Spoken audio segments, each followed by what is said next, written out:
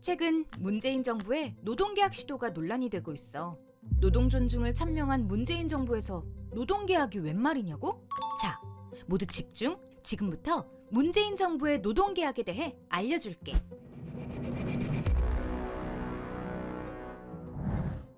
문재인 대통령은 후보 시절부터 ILO 핵심 협약 비준을 약속해왔어. ILO는 전 세계 187개국이 가입한 유엔 산하 국제 노동기구로 노동 조건 개선과 노동자 지위 향상을 위한 전문기구야. 가장 기본적이기 때문에 ILO에서 반드시 지키라고 권고하는 8개의 핵심 협약이 있어. 부끄럽게도 한국은 이 핵심 협약을 지키자는 약속조차 하지 않은 7개의 회원국 가운데 하나야. 얼마 전 문재인 정부는 노동계의 요구에 떠밀리듯 그동안 비준하지 않았던 핵심 협약 4개를 비준하겠다고 나섰지만 진짜 문제는 그 뒤에 감춰져 있어. 사람이 먼저라며 노동 존중 사회를 외치던 문재인 정부는 집권 이후부터 노동을 등한시하며 재벌이 먼저인 사회를 만들고 있었어. 최저임금 1만 원 공약은 취임 2년 차에 파기되었고 그나마 올렸던 최저임금도 산입 범위를 대폭 확대해 무력화했어. 또 일주일에 52시간만 일하는 제도를 도입하겠다고 해놓고 실제로는 탄력근무제 도입, 노동시간 유연화 정책 확대 등을 통해 말뿐인 52시간 근무제를 만들어버렸지. 앞에서는 노동계의 요구를 들어주는 것 같지만 뒤로는 그 요구를 무효화하고 있는 거야.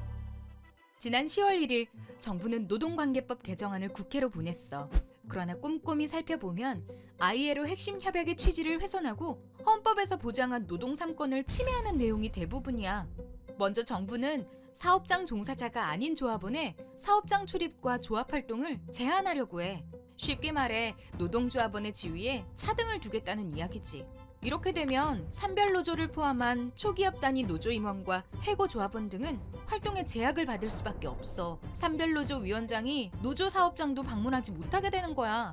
ILO 핵심 협약은 결사의 자유를 위해 노동조합의 가입, 조직, 활동에 제약을 가해선 안 된다고 명시하고 있어. 헌법에 걸린 단결권을 명백하게 위배하는 조항이기도 하지. 현 정부는 법의 노조 통보를 받은 지 만 6년이 지난 현재까지도 전교조 법의 노조 문제를 여전히 해결하지 않고 있어. 이 문제는 대통령의 결정만으로 해결할 수 있는데도 말이야. 두 번째는 노동자의 단체 교섭권을 침해하는 내용이야.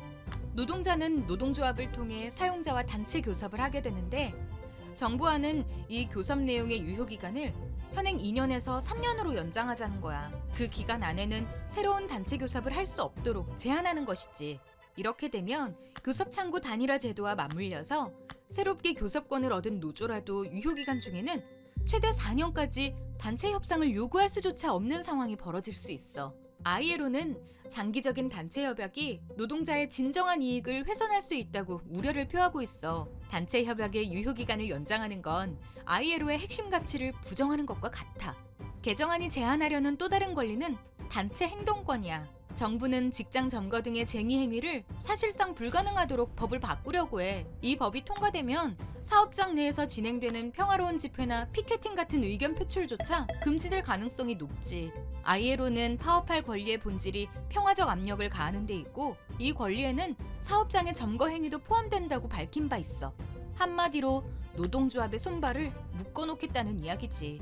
더구나 ILO 헌장은 ILO 핵심 협약 비준을 핑계로 법률, 중재 제정, 관습에 영향을 주어서는 안 된다고 명시하고 있어. 또한 국내법이 ILO 핵심 협약에 보장된 내용을 저해할 목적으로 적용돼서도 안 된다고도 명시하고 있지. 하지만 문재인 정부는 앞서 살펴본 최저임금, 주 52시간 근로제처럼 이런저런 구실로 ILO 핵심 협약의 취지와 목표를 유명무실하게 만들고 있어. 정부의 개정안은 기업의 착취와 탄압을 공고히 하는 노조 파괴법인 셈이지.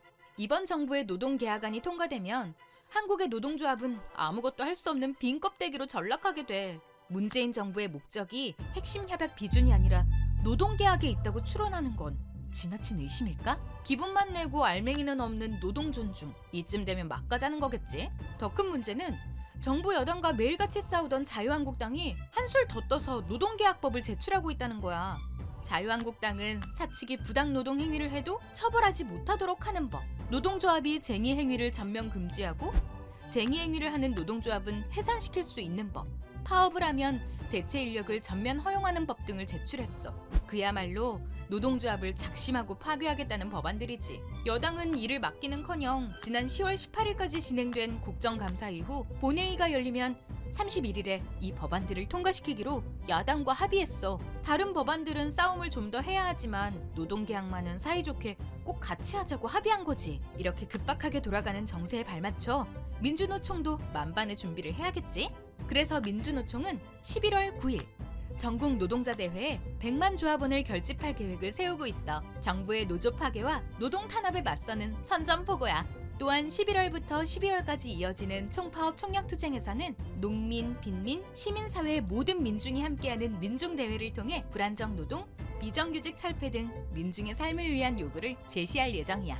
자, 이제 우리가 왜 모여야 하는지, 모여서 어떤 일을 해야 하는지 알겠지? 11월 9일 서울에서 열리는 전국 노동자 대회는 우리의 의지를 보여주는 중요한 자리가 될 거야. 우리의 결집된 힘으로 노동할 권리, 진정한 노동 존중 사회를 쟁취하자.